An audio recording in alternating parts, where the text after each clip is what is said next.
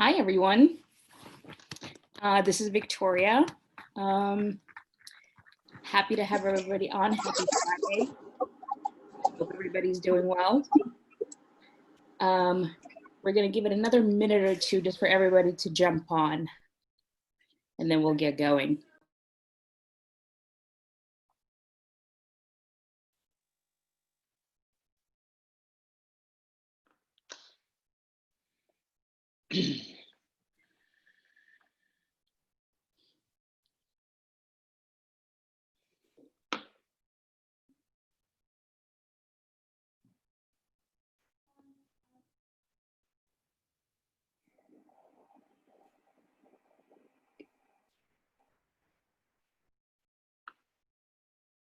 All right, guys, we'll be muting you in case you unmute yourself. We may mute you, so just an FYI. Sometimes the background noise gets a little loud. All right, so while we're waiting for everybody to jump on, and as we have done with previous calls, Michael, obviously these are unprecedented times with everything that's going on, and you had the, I don't know, fortunate or unfortunate opportunity to go through the financial crisis and come out of it successfly. Can you take us back? This week we're talking about resources, how to optimize your team, and obviously we know that without people it's hard to move the business forward. Back in 2008, how did you approach your team, your employees? What were some of the things that you had to deal with very quickly in order to make sure that the business survives? Sure. Happy Friday, everybody. Thanks again for taking time out of your busy days to join us, as Victoria said. V, I think the biggest challenge that we faced with respect to resources is that we had big, complex customers, right? And so we weren't able to just say, okay, let's reduce our, the number of employees we have and cut our resources. It was much more complicated than that because, if you have Aetna and Cigna and Blue Cross Blue Shield as customers, you have all of this structure that supports them. So that's account management, technology, client services, all that type of stuff. And so when you sat down and you said, okay, we've got to be able to preserve this revenue and service them, servicing them was much more complicated, right? Because you couldn't just take out these pieces so easily. So it really required a lot of creativity around it. And so the volume of our business stayed the same. In fact, a lot of the people that were earning rewards and incentives that had not taken advantage of them were actually now taking advantage of them because of the financial crisis. So if you were supposed to get a gift card or a debit card, our call center volume went up a lot. So even though our business was being affected dramatically on the revenue side and on the cash side, we actually had a lot of volume, more volume, which is incredibly difficult, a little different than now. Right now, if you run, for example, a restaurant or a nail salon or the like, your employee costs and your resource costs and the resources you need go down, right? Because if you're not operating a restaurant and you're just doing delivery or whatever it may be, the challenge for us is that our customers were complicated and our volume was actually going up. And that made it particularly, complicated, and we just had to really try to be very creative about the way we maximize the resources we had. Of course, as everybody knows, we needed to make significant reductions in expenses. So we didn't have a choice really, but we had to be, and one of the underlying themes of today is had to be super creative about how to go about doing it. Absolutely. How did you approach, obviously because employees understand, right, when things start to go down, right? How did you approach the conversation, like, what's going to happen with us? Did that ever come up? I'm sure it had. Absolutely. And they didn't really need us to do it. They just could read the Wall Street Journal every day. And people that worked on clients like Washington Mutual and Countrywide Financial and General Motors, which are our three biggest customers, literally were the front page of the Wall Street Journal every day. We used to kind of half kid around that said we could probably predict the stock market because every day the front page of the journal was our customer. So not that they needed that or not that really affected them because everybody knew what was going on. I think more so than anything, you just have to have a an empathetic but candid dialogue with everybody there. And what we tried to do was we tried to say, listen, we've got to get to a certain level of expense reductions. This is going to affect all of us. We on the management team started foregoing salaries, starting with me. We took it from the top down. We also started with understanding how much it was affecting people because, we had clients, customer service representatives on the phone and fulfillment people that used to, send out gift cards in a fulfillment facility. These are people that were, hourly workers. And some of our other folks were people that made, $30,000, $40,000 a year. And even though it was a business, it affected these people's lives. Right.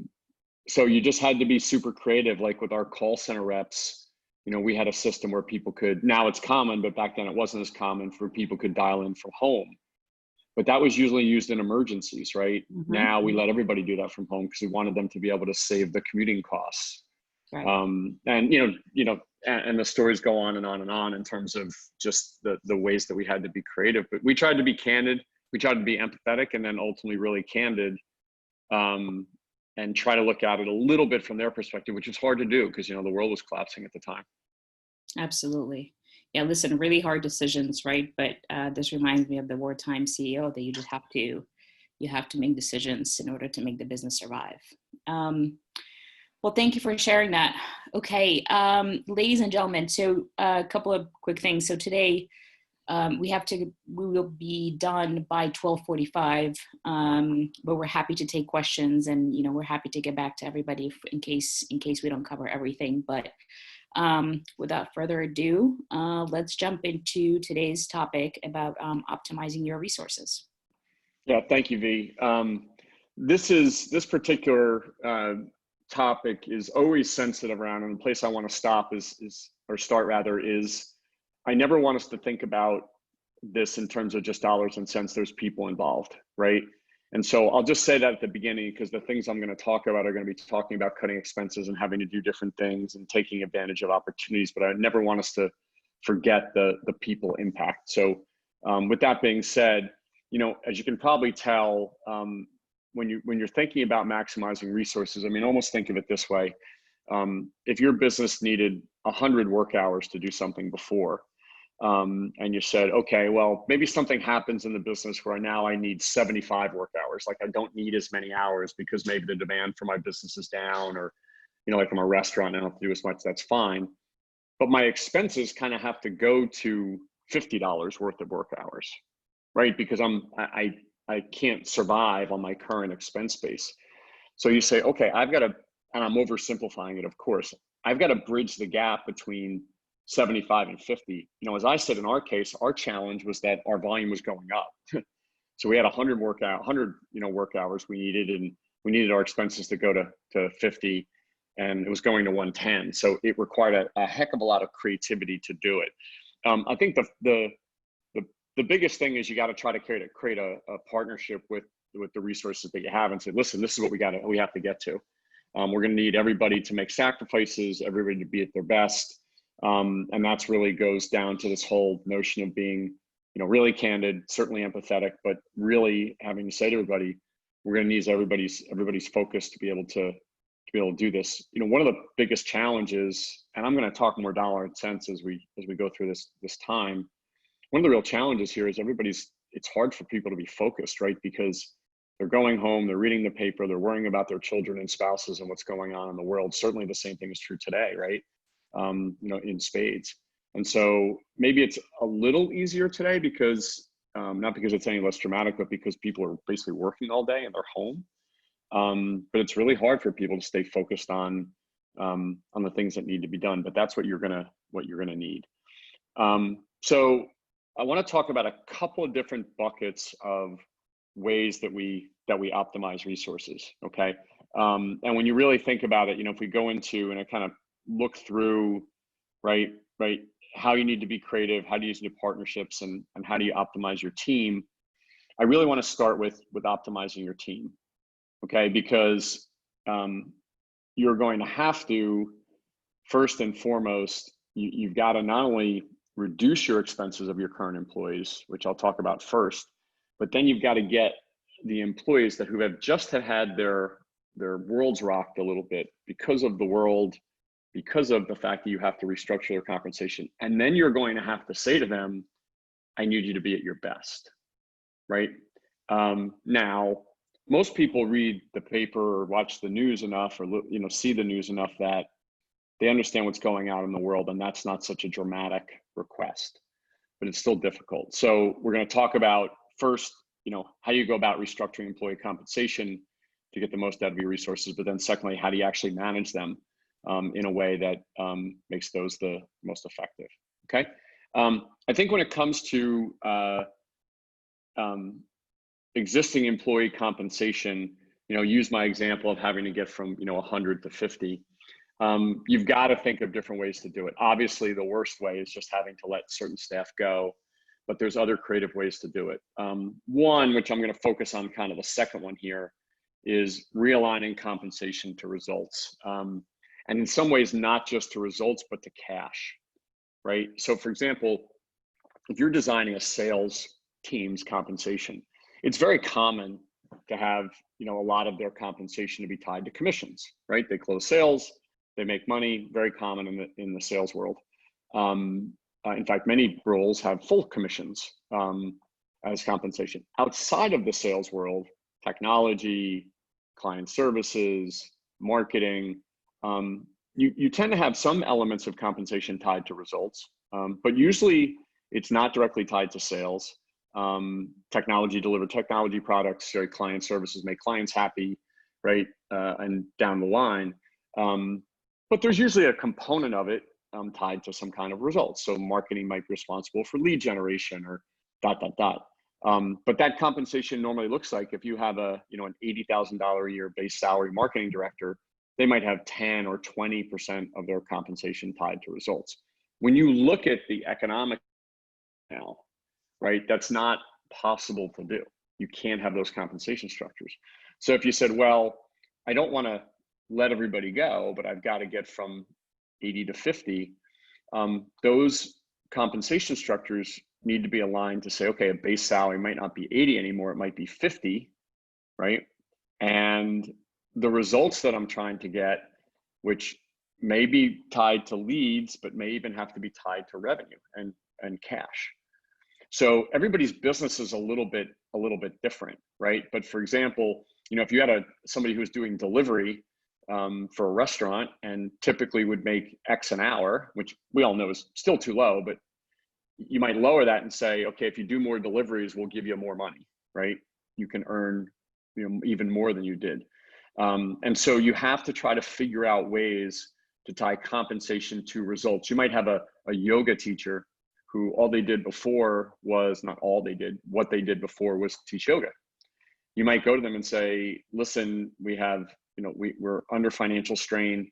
I need you to go try to recruit people more. If you do recruit somebody and somebody pays $30 to be in a yoga class, we'll give you X% of it. So you've got to try to align compensation, but not do it in a vacuum, right? Try to think uniquely about your business to try to tie that compensation to results in cash. Other ways, Michael. Yeah. Oops, sorry, real quick. So when you introduce that, how do you deal with employees who, for some of them, that might be a few, or kind of a rude awakening and just a very kind of unprecedented way of having their compensation. How do you deal with that? How do you explain this to them? This is how it's going to be from now on. And what happens if they say this doesn't work for me? Yeah, I think that this is where the empathy really matters, right? Like you have to explain to them and kind of stare them in the face and say, listen, this is the situation that we face, right? This is not unique to us. It's affecting everybody across the economy and across the world. We've got to be able to reduce our expenses from X to Y. And alternatives to these creative solutions are, if we need to get from, in my example, let 100 people go, right? Or 5 people go, or whatever your order of magnitude. So as an alternative to that, right, we want to try to be creative, keep you here, but we've got to do it in a way that aligns to how cash comes in the door. So does that mean on the flip side, you as a business have to be ready to kind of take on that weight in case people say that doesn't work for me, I'm going to go look for something else? Yeah, and I don't think I think these are hard questions, right? So if somebody says to me, that doesn't make sense for me, if somebody says to you, it's better to collect unemployment, obviously, depending on their salary level, you have to respect that. But yes, you absolutely have to be in a position that if people decide to leave, that you have to rejigger it. The real skill here, V, is you've got to figure out in my overly simplistic example, you've got to figure out the number you need to get to. So my example, you're paying 100 to get to 50. You have to decide that number, right? You look at your revenue, you look at your cash, and you decide that number. If you've ever worked with CFOs of large companies, when they look at a number in cost they need to take out of a business, like when a merger happens or if they're not hitting their numbers, they don't go dig down into the individual departments. They basically say, listen, I need to cut $50 million out of our budget. And then they go to the leadership and say, here's what you need to figure out the how. The first thing you have to do, and this is part of that whole thing we keep talking about, a plan, you have to figure out what is the number I need to get to. And then you have to just there isn't any, well, we can't get to that number because we're not servicing the business right. That is a challenge you'll struggle with all the time. Especially if you're an extremely client-focused organization, which I hope we all are. But you pick the number first, and then if people decide not to participate, then you have to just adjust accordingly. Right. Great. Thank you. The other thing that this makes me think of is, it's an example that I think we've used before, but I think it's helpful, is there are certain companies that pay salaries. Let's say it's a digital marketing firm, sometimes a PR firm, an accounting firm, certainly consulting firms, where they pay salaries to employees and then they say to clients, we're going to charge you an hourly rate, right? So think of a law firm, right? A law firm says we pay our associates X money, and then we quote unquote bill them out at a certain dollar amount. One of the ways you can realign compensation is not to pay those resources, let's say lawyers and consultants, and not to pay them a salary, not no salary, but full salary. But to have them aligned to, if they generate an hour and they're billed out at, $80 an hour, they get more compensation, right? So and maybe you have to cut their base down to levels that are the right levels, but as you generate more dollars, not only should they be able to earn what they got before potentially, but maybe even more, right? So that's one of the ways that you try to motivate people, is you try to say, listen, if you do, right, think about when you hire a PR firm. Remember, these resources are not just about employees. What we're going to talk about in a minute is this is your whole resource pool, right? You've got to look at the whole thing. You're like, I need 75 worth of bandwidth. In my case, 110 worth. I need that. Where do I get it? And the creativity of the entrepreneur is that it doesn't just come from your employee base, right? It has to come from other places, and it has to come, like, for example, as an extension that to vendors, right? I need marketing done, and I do that some internally maybe, but I have an outside PR firm, an outside social media firm. Like I've got to be able to go to them and say, I can't operate anymore where I pay you X flat regardless of the results, right? I've got to be able to pay you less, and you can earn more or earn back what you've gotten, and maybe even, I know we structured a lot of things where they could earn more, right? Because if you deliver the results, and listen, I think this is the way compensation is going for the next 2 or 3 years. I think that most people that paid 100 cents on the dollar before and maybe had a 10% incentive, I think are going to get paid 50 cents on the dollar, and then be able to potentially earn that back and maybe potentially earn more, but very, very tied to results. If you're a PR firm right now, that is a lot of what's happening out in the world. If you can put my name in the paper, I'll pay you what you got before, but that might not be the case, when it comes to like the base compensation level. Okay, so these concepts, V, they apply to everybody, not just the people that you designate as employees. Okay. Absolutely. Couple other creative things to do, which you kind of see on the screen, right? Splitting a job into 2 or 3. This worked really well for us. We had people that we normally would have had to let go, a certain amount of employees, and we just ended up splitting them up. Now it's hard for them, right? Because you're splitting up compensation, they're still working, and you try to realign that to hours and things like that. But like we did things like eliminating people's commutes, right? Letting them work different hours, but combining, splitting a job into a couple where people can make, if the alternative, unfortunately, is having to lay them off. This was something that worked pretty well to kind of keep people there. Some people are want to stay, and you may have to make a choice to let them go, but will work for benefits, right? Because they've got a situation where they just absolutely have benefits and couldn't do without it. And so obviously that's very dramatic because you're bringing salary down. But sometimes that makes a difference. And one of the other things you can do too is, let's say you have a gentleman that works for you that you've got to make these decisions for, and his wife works for a large company. He might actually be able to shift his benefits from your company to their company, for example, things like, not all benefits, but things like health insurance, which obviously can have a significant cost for a company. Okay.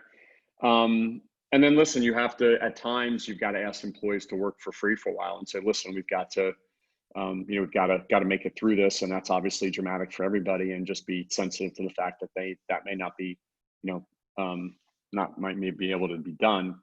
Certainly some of the programs that the government has put out, the Paycheck Protection Program, were designed to kind of sustain us for, some period of time. But as we all know, we're coming to the end of some of those periods of time, and interesting to see what's going to happen next if we're not able to kind of get back to some normalcy.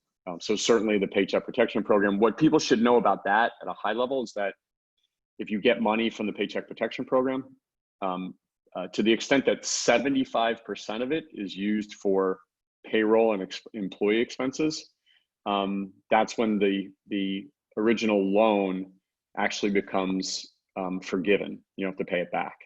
If you don't pay 75% of it to payroll or employee expenses, it turns into a loan. It's still a good loan, but then it has to be paid back. Okay, so I'm going to talk a little bit about other resources that you have, but so okay, you've gone through this, and as VU said, you've got real human stuff going on around this, and you're trying to optimize. So what are the other things that you need to be able to do? Remember, almost by definition, you're going to do more with less, right?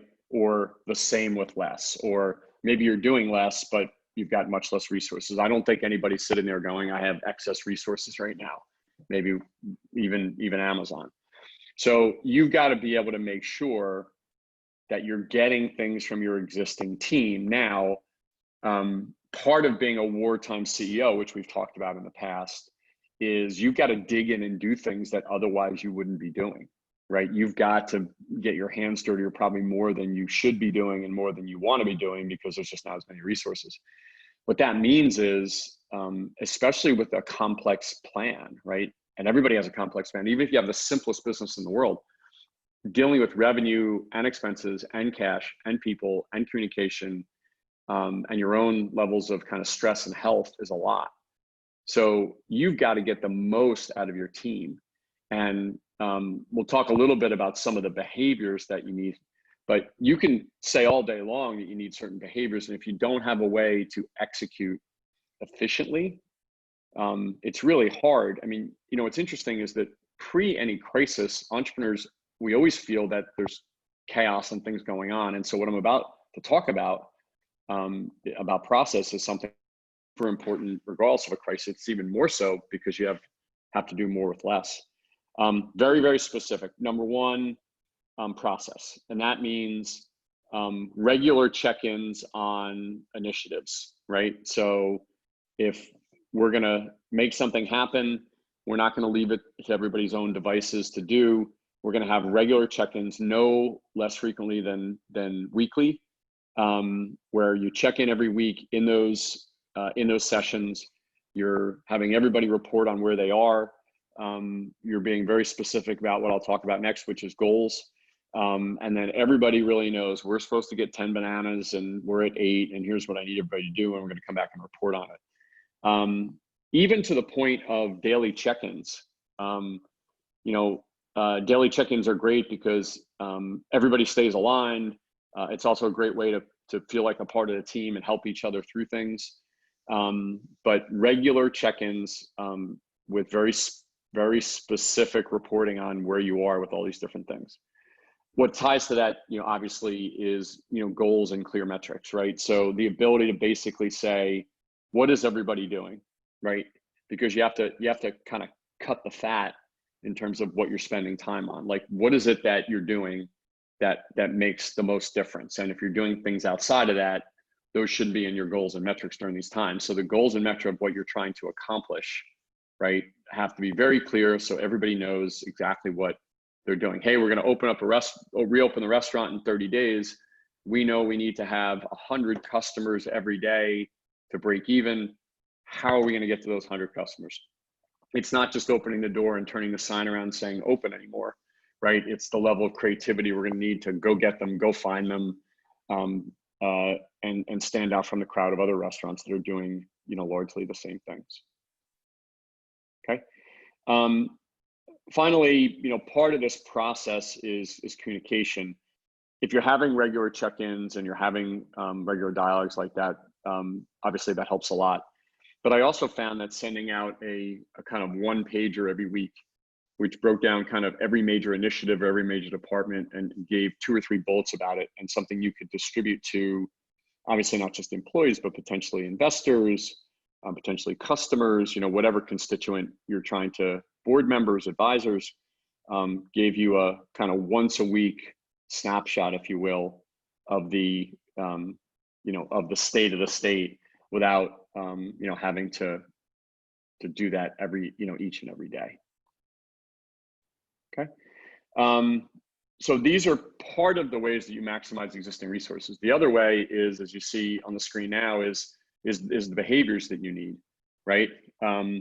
You've really got to be able to have everybody be accountable. You need them to work as a team because this is not going to be easy. Everybody's dealing with their own personal things too. You need that candor we talked about, and you need everybody to be disciplined. When people show up to those weekly meetings, they have to be together. They have to be super aligned to exactly what the most important things are, and ready to report on their area, and taking ownership of that. But at the same time, asking for help from their teammates to figure out a way to to do that most effectively. Okay. Any questions, or I'll keep going. Go ahead. We'll have a couple of questions, but we'll answer those towards the end. Gotcha. So I wanted to talk a little bit about being creative with the resources. If you said, okay, use my example, how do I get 75 out of 50, right? I wanted to start first and foremost with mentors and advisors, right? And I would put also in this category board members, right? Board members oftentimes are not asked to participate in day-to-day. Advisors are do things sometimes structured, sometimes unstructured. You need that whole resource pool, right? You need that whole pool of resources to get from your 75 to your 50. And so that's where you tap into them and say, hey, Mr. Business Advisor, I need help with this. Hey, board member, I need help with that. The key to the whole thing, though, is organizing this again around a process. So sitting down with your advisors once a week, having a check-in where you're saying, okay, I've got these 5 advisors. I need this from you, and this from you, and this from you, and this from you. And obviously it's got to be reasonable and it's got to be in line, but you should ask. These are people that can provide great insight. And if you go to them as the leader of the company and say, hey, listen, I need your help. A lot of times they will do it. Remember, this isn't just for larger companies. Like, this is, if you're just you, right, and you're struggling with, how do you price your products? I mean, bring in your advisors, right? Those folks can be really valuable.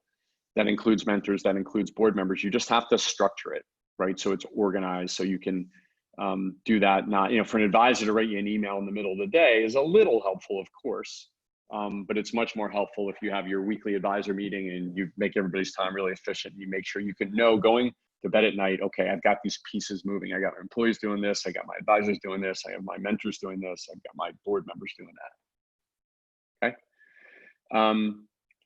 Next, you go to kind of just creative ways to get resources. I mean, obviously, unfortunately, the level of unemployment is really high. And so there's a lot of people that are out there that are very, very willing and quite able to perform a whole bunch of different functions. And so obviously you're going to look to your internal people first. But to your point, before, let's say that people have to stay on unemployment or they don't like the new arrangements, there's lots of great folks out there that bring a lot of value to the table and obviously are super motivated. You've got internships, right? Volunteering. You've got high school kids and college kids that unfortunately over the course of the summer have had internships they haven't been able to take advantage of. And a lot of times you can get free resources that you have kids that are super willing to help and get a learning experience and at the same time provide some bandwidth to you. Because, some of this is just bandwidth and you can try to do that. I know that bartering can also be really, really good, right? So if you're a PR firm and you're having trouble getting new clients, but you've got expenses, you can trade, right? You could go to somebody and say, listen, I'll do PR for you. In exchange for that, you give me, this resources, and no money actually changes hands, but you say, I'll do this for you and we'll do this for you. And obviously you can find different ways to maximize that type of stuff. Mm-hmm. Michael, somebody's asking, is it better to, always be hiring or basically always have, a couple of people in reserve for different functions in the company? Great question. One of the biggest challenges that entrepreneurial organizations face is taking the time to have bench strength. And I'm not just talking about during COVID. How many times have the people on this call made a bad decision about maybe not moving away from an employee in the company who wasn't performing as well, just because they said, but if I'm 3 people and I make a change with 1, then I have to do more of this, as opposed to always interviewing and always spending some time to do it. Because if you really think about it, if the most important thing is one of the most important things is the quality of your team, not having that bench strength in normal times is a flaw of us as the leader, right? We should always have people in reserve, people we're talking to, people we're staying in contact with, because talent is one of those things that really makes a difference. How many times has somebody come into an organization that really has their act together and you go, whoa, how did I ever live without them, right? And this is hard. I mean, there's no science to this. It's very much art. I would say that certainly under COVID and for some foreseeable time, you've got a ton of talent out there, right? And so I think that having bench strength and having people spend some time getting to know your organization and saying to them, listen, if you'd like to have a relationship with our organization, get up to speed, understand what we're doing, and you can really expect the best, right? Nobody on this call should be going home at night and saying, well, I've got this resource that isn't great right now. That is a failure of your own leadership. Like if you're not happy with something, that doesn't mean these things always take, 2 days. Sometimes they take months to understand. You should be getting the best out of your people. And if those people are not responding, you should be looking for talent that is ready, willing, and able to perform in the context of what's going on around us. Right. And so the natural reaction is, well, how am I supposed to be always hiring if I don't necessarily have, open positions? Well, most people are happy to do that right now. If you went out and let's say you were going to get a social media consultant and you went out and you did a little work and you found 3 of them that you thought were pretty good, you would just say, listen, I don't have anything right now, but I'd like to get to know you and I want to understand that, that you're out there and I could bring you in and in a couple of days you could get up to speed.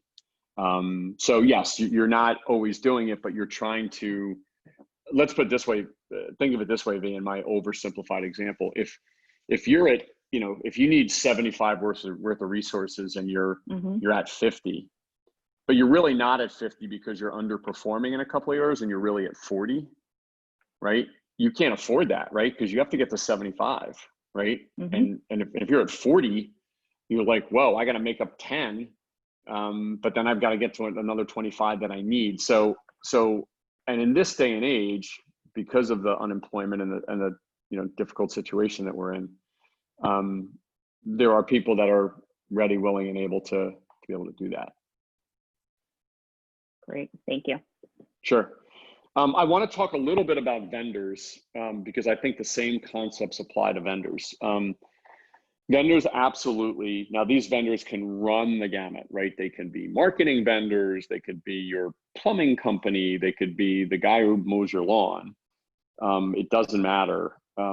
Every one of those vendors have to perform at their best. And every one of those vendors may have to take restructured compensation, right? Everybody's got to be able to do their part, not do their part, but this is shared sacrifice. I mean, this is coming up and down, up and then chain across everybody. So you have to get the most of your vendors. I can tell you that we were helping a company that was looking for a new outside marketing firm, and the marketing firm, three different marketing firms came to the table.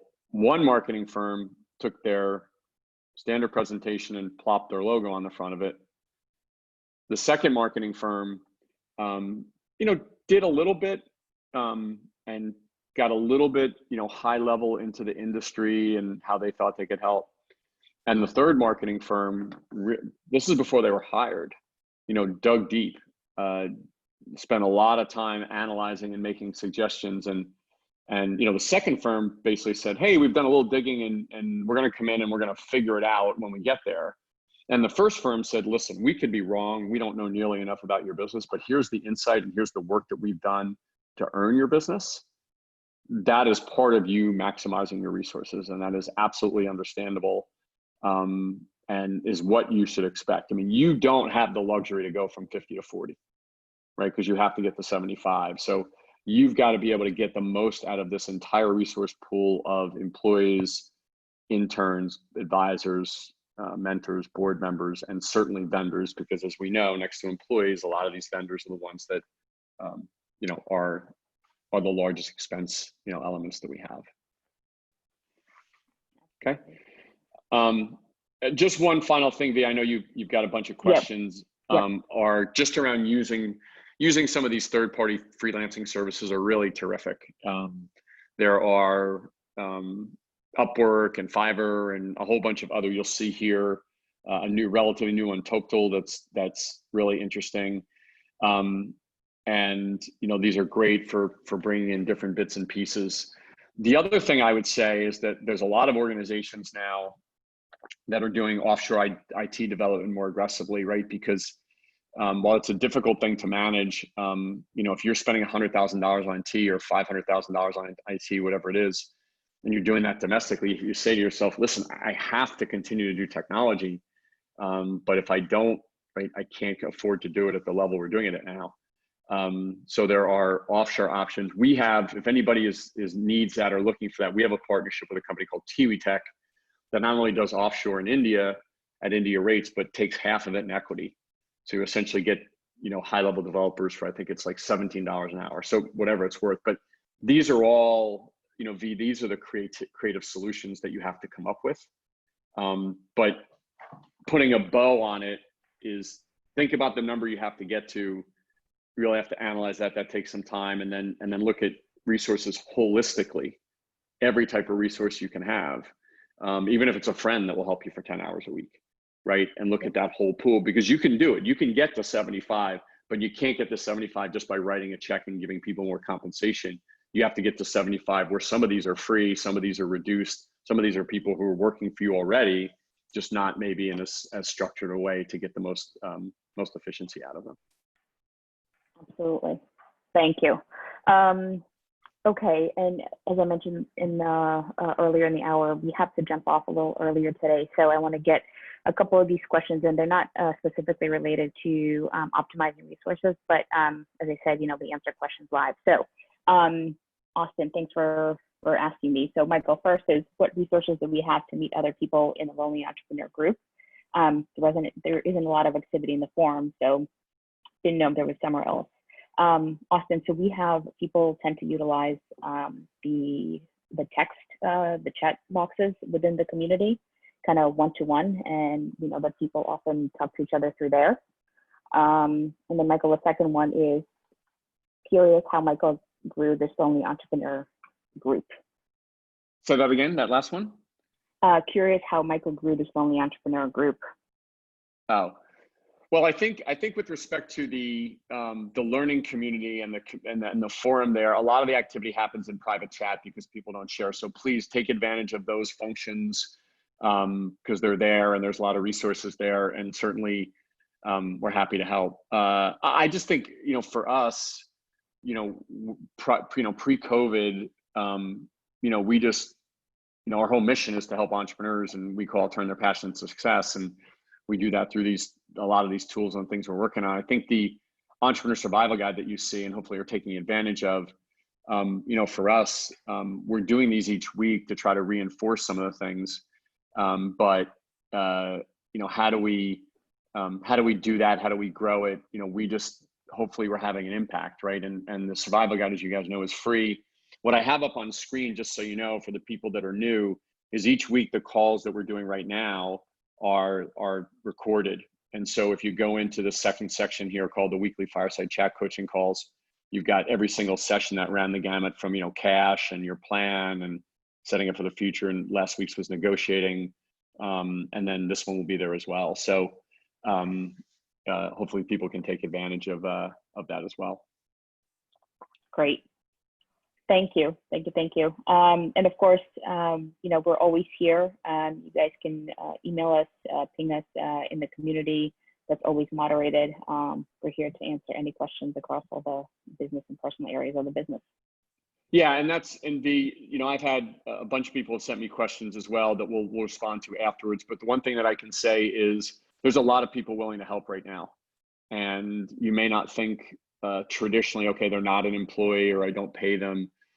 There's a ton of people and resources out there. It's just that you probably heard me say, if you don't organize these are more hassle than they're worth, right? So if we get a bunch of interns and they're all running around doing whatever, it doesn't work. You have to organize them in a way that you keep them. You said, listen, I need these interns to do these 5 things, right? Mm-hmm. I need my board members to do these 5 things. The key is how do you go about doing that in a way that is organized so you are moving all the balls down the field, if you will.